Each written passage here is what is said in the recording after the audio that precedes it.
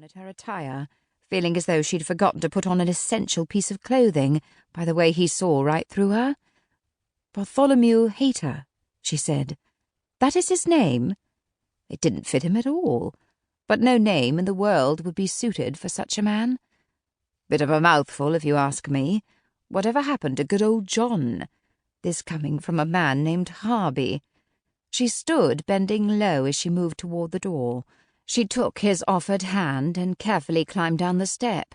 Mr. Northam held his umbrella over her as he guided her to the side of the coaching yard. The rain made a steady beating of soft thuds on the black umbrella. "Welcome to Bath, Miss Wood." Marianne looked up at the inn. "Will I be staying here?" No, I wouldn't leave my dog here. I have rented you a set of rooms in Green Street. It is a small and quiet place, but I think you will find it comfortable. Mrs. Strumpshaw will stay with you as help and for company. She is a widow with a son." Nice to know she stood on equal footing with his dog.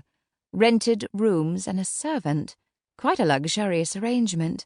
She could little bear such an expense on her governess' salary. "And who is to pay for it?" "My client," he said. "You mean Bartholomew Hayter's latest victim?"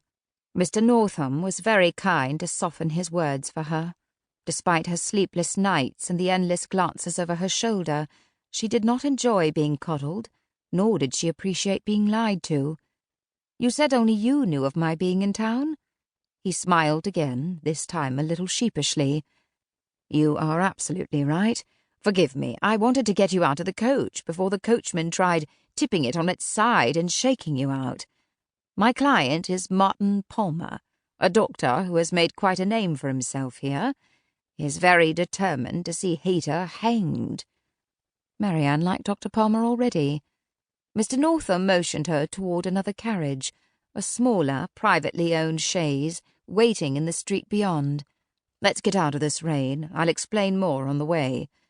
She walked with him, leaning a little too close to keep herself out of the rain. But there was safety there, next to this tall ox of a man she'd only just met.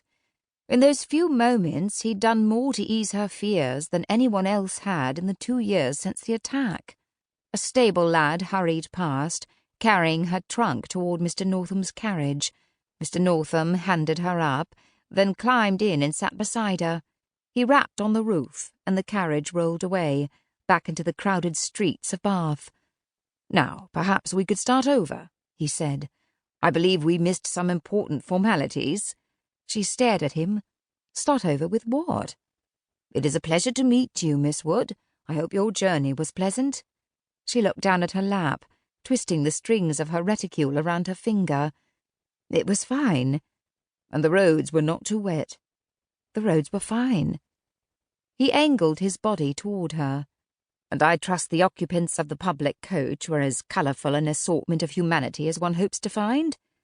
Mr. Northam was a strange mixture of a man, authoritative barrister one moment, kindly gentleman the next. And now, if he had been one of her pupils, she would have called him out for being silly. Oddly enough, this mixture suited him. The occupants were also fine. "I'm glad to hear it." He nodded with satisfaction. "I'm also glad to see you smile. It suits you well. But I fear it will not be there long." "What do you mean?" "Miss Wood, I'm afraid our first item of business will be difficult for you." Mr. Northam, the barrister, was back. The clouds thickened, darkening the sky. The rain came harder, pelting onto the roof of his carriage. She shrank into her seat to get away from it. "You are not taking me to my rooms?" "Before we can continue with any of the proceedings, we must be certain that the Bartholomew Hayter in custody is indeed the same man responsible for the death of your family." She shook her head. "No." How could he ask such a thing? She shook her head again, pushing herself into the corner of the carriage, wedged between the papered wall and the blue velvet padding of the seat back. She hadn't yet come to terms with being in the same town as him, let alone meeting face to face. The carriage turned off the crowded streets, down a cobbled lane toward a darker set of buildings. She should have ridden on to Plymouth. If she left the country, she'd never have to see him again, never have to glance behind or search the crowd for his face.